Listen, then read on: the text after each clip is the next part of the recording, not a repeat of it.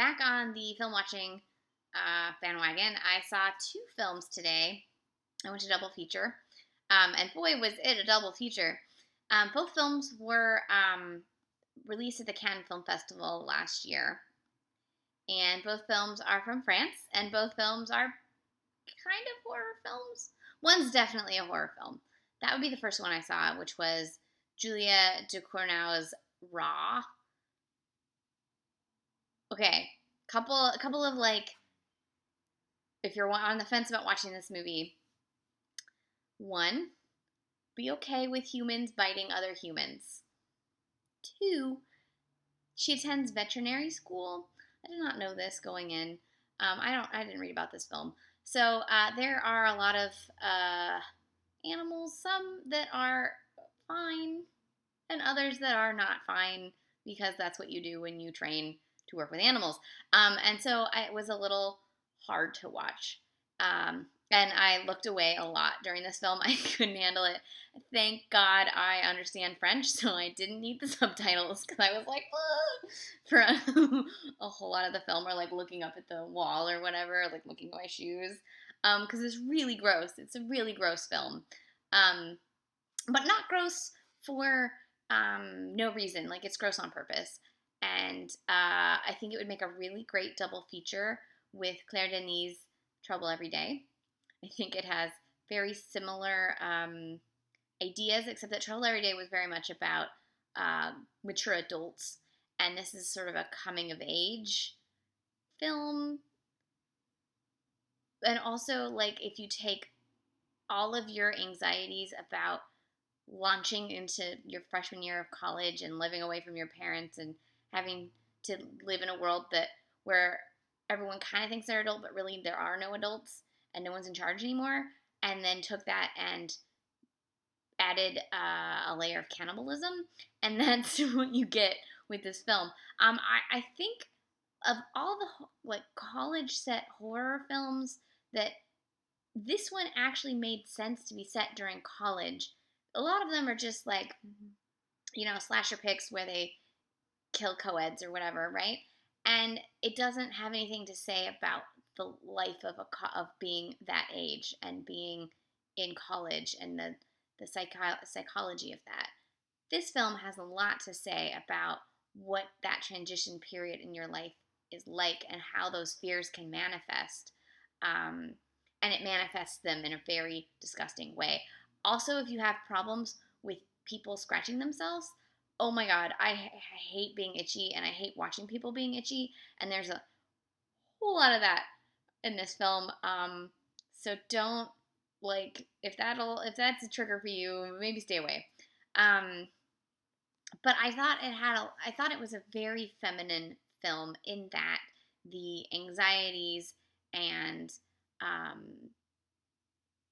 true horror that the character is dealing with felt like things that are very feminine and have to do with the female body, that I found really fascinating. And her exploration of what it's like to be a young woman, sort of exploring your own body, is interesting. It definitely goes on the list of, like, here's why we need more than just dudes making genre films. This is a great example. So I enjoyed it. I'm not sure yet if I like it, but I did enjoy it.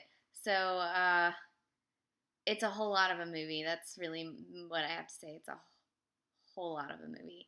The next film I watched was Olivier Assayas' Personal Shopper. So I didn't see Clouds of Sils Maria because it came out during Year with Women, and then I just didn't catch up on it last year. I have no excuse now. It's on Netflix, except that I'm rewatching all of Frasier, so that's where all my Netflix time goes. But anyways, so this was my first Assayas with Stewart collaboration. I feel like the only Assayas film I've seen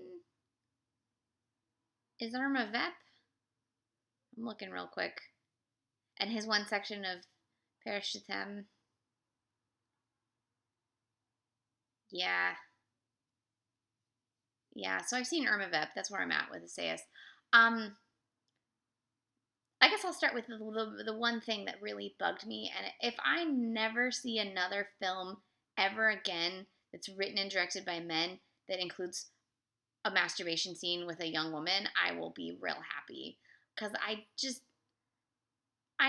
never rings true to me ever. And it always seems icky. And I'm just done with it. Just done. I hate it. I hate it. That said, there was a lot of naked Kristen Stewart in this movie, and it didn't. Other than that scene, it didn't seem very gazy. It just felt very natural, and I enjoyed that. So, sorry. Um, I also enjoyed the fashion. Really beautiful dresses, great shoes. Always a fan. This film is a ghost story, sort of, and then a mystery, and then something else, but I don't want to spoil it. And it's all these things, and it's all following Kristen Stewart's character, and she's sort of a floating millennial, except that you never quite understand how she can afford to just be living in Paris and how she hasn't been kicked out of the country, how her work visa is working. Like, there's a lot of thoughts I had about, like, why is she American living in this country? How is she affording this? Why doesn't she have student loans? Like, a whole lot of things that I wanted answers, and it took me out of the story because I'm like, I don't know any 27-year-old that can afford this, except, like super rich ones, and I'm sort of sick of watching movies about super rich people, so that kind of took me out of the story a little bit. Um,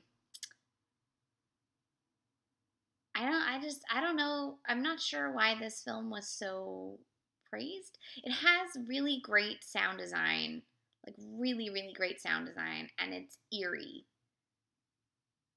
But I don't know that it's a great film, and I don't even really want to keep thinking about it. So that's probably not, other than the dresses. Like, the only thing that really, really was like yes was how beautiful all the fashion was for me, and that's not enough. So I'm not sure.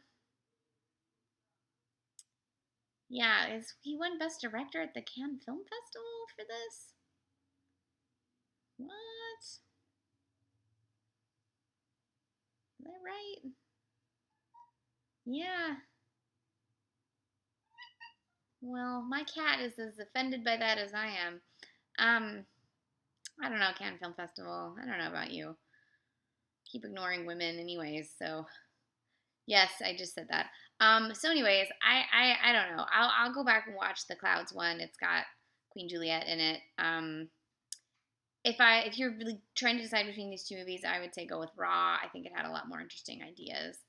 Um, I don't I don't I don't understand why everyone was enjoying. I actually really enjoyed the two women behind me, um, who when it said it opened saying that it won a prize at the Cannes Film Festival or whatever, like that was part of the film, and they were like, "Ooh," and then the other one was like, "It's a Cannes film," and then the other one was like, "Dun dun dun," and it was really funny, and you could tell they were really not having it. And about halfway through the movie, they're like, "Ugh, this is too existential," and it's kind of nice to see them also not being as wowed by the film as I was. So I guess I'm not gonna say I hated this film either. The same way that I'm not sure if I liked Raw, but I enjoyed it, and I think it's a good film. Um, I don't think this is a great film, but I didn't hate it.